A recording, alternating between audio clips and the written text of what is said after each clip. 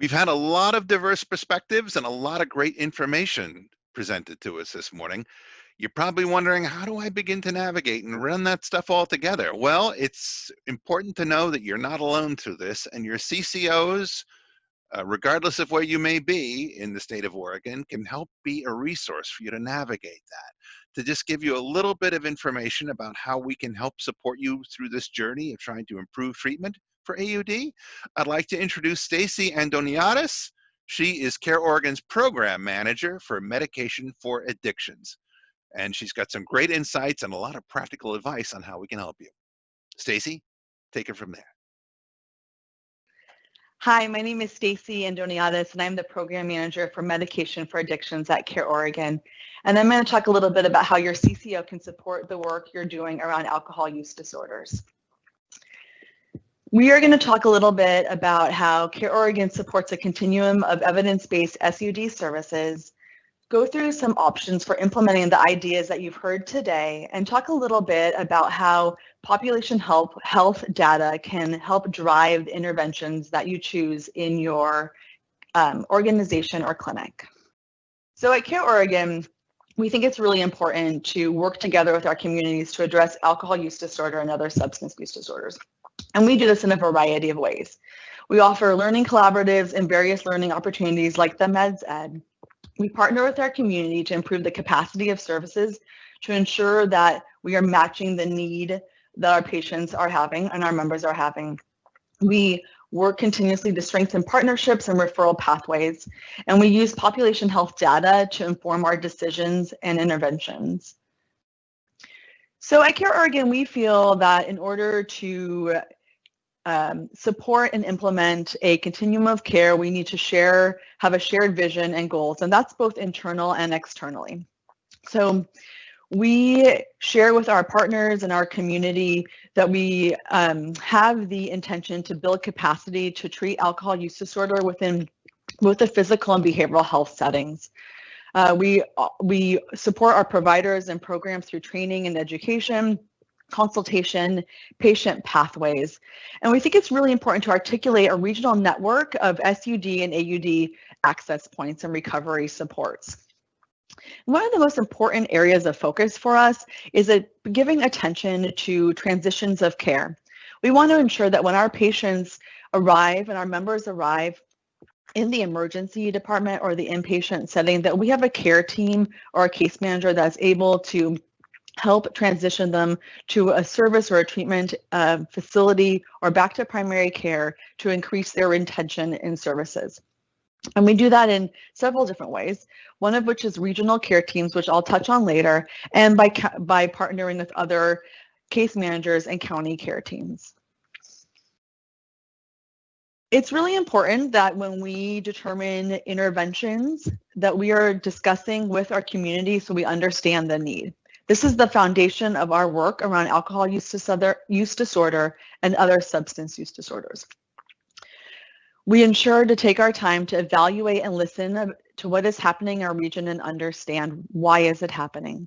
And this helps to inform how we resource our community, how we provide educational opportunities, and one-on-one technical assistance. In addition to resourcing our community, we utilize our population health data to provide environmental assessments to know where the greatest need is and where interventions would be most useful. That helps us to connect the dots to develop and support a continuum of care for our patients and members so that when they are ready to access support, there is no wrong door to care. We also understand the importance of ensuring access and availability to culturally competent services and understand the impacts of social determinants of health, particularly housing, on alcohol use disorders and substance use disorders, and work with our partners to create a network for our members to receive housing and social services. We try our best to expand services in an organized way. And as I touched on briefly, part of the way that we do that is in collaboration with public health and our providers who help us to develop and convene regional learning collaborative series around SUD expansion across care settings. We also know that it's incredibly important to develop and support focused relationships between care providers. We've seen with our data that patients who arrive in the emergency department and inpatient setting and are diagnosed there oftentimes are dropped and do not receive follow-up care. So we aim to support patient sharing, care coordination, and transitions of care. I've touched a little bit on population health data and electronic tools. We try to inform all of our decisions with data and utilize the data that we have for action. Some examples of this are the identification of underutilized medications. You heard previously in the presentations from Melissa Brewster and Dr. Risser that we have medications that are underutilized for alcohol use disorder. By utilizing our data, we're able to see which ones are underutilized and provide educational opportunities for our providers.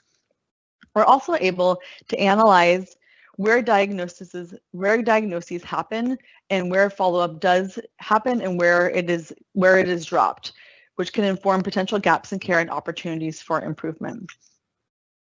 We also know that access to in-the-moment information about our members and patients is important to providers and clinical teams.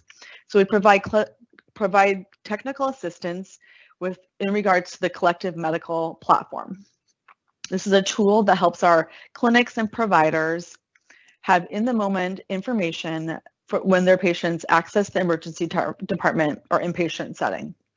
We also support the adoption of the effective use of electronic health records by providing one-on-one technical assistance. You heard earlier about the expert. We can help support embedding that process into your EMR to make the warm handoff and referral to behavioral health easier for the patients and for the providers. I touched a little bit on the technical assistance, but here are some other ways that we offer support. We can help with clinics to identify how to change practices, how to shift clinic culture, reduce bias, and become trauma-informed. We can help deepen your understanding of team-based care so that you're maximizing the roles in your clinic. We can support the use of data and electronic tools. And we can help structure the process for screening, diagnosis, and referral, make that easier, and that the workflow is known by all care team members. I've discussed transitions of care several times during this presentation, and I want to take a moment to acknowledge our regional care teams. Our regional care teams are multidisciplinary care teams that are dedicated to working with patients, members, and care teams. They can be provider-facing or patient-facing, and their goal is to really connect patients and care teams with resources. A regional care team has many of the roles that you see on the screen available. I think each care team has these roles.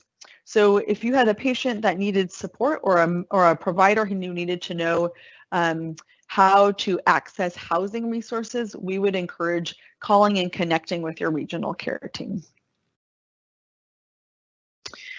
So you've heard a lot of information today. You've learned more about diagnosing the ESPR, the history of alcohol use disorders, both in Oregon and in our country. And sometimes it's helpful to have some very specific takeaways on what you can do next to implement some of the skills or resources that you've learned about today. So some next suggested steps. Take the time to assess the need for upskilling within your clinic. Do clinical teams need support diagnosing, understanding different medications, resources in the community, understanding what the gray area of drinking might be? Are you maximizing the expert and maximizing the use of your team to screen your patients and refer them either within the clinic or to outside behavioral health services? Take the time to understand your population and clinic resources. Who on your panel needs outreach? When and why should you be outreaching? And if you need support, connect with your CCO for data-driven interventions. And then understand what the continuum of care looks like in your community. Engage with your community behavioral health network. Understand where to refer for medically managed withdrawal, treatment, and other resources. Document who to contact for care coordination or technical assistance. Thank you.